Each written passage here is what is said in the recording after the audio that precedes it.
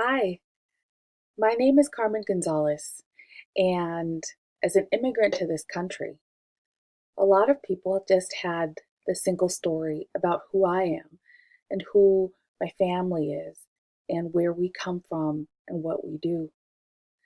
In third grade, my teacher had me mopping, sweeping, cleaning the classroom, taking out the trash, cleaning the sink.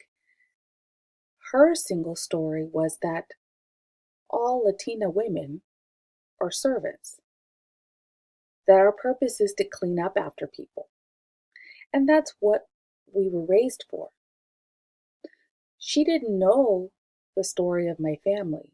She didn't know that my mother is an educator, that my father works very, very hard, that my grandmother was a chemist, that my uncle is a doctor, that we had all kinds of people in our family because she only knew the one narrative that she had heard. In high school, I heard the same kind of story from another teacher. He told me that I'd end up pregnant and that I'd never make anything out of my life. But I couldn't have anything because I didn't know anything, because I was Latina and a woman and going to high school at Long Beach Poly. That was his narrative. That's what he believed. He didn't know that I was taking his history class as my easy class, that I was in a magnet program, and that I would graduate with honors and over 60 extra credits because he only heard his story. He didn't know any other story.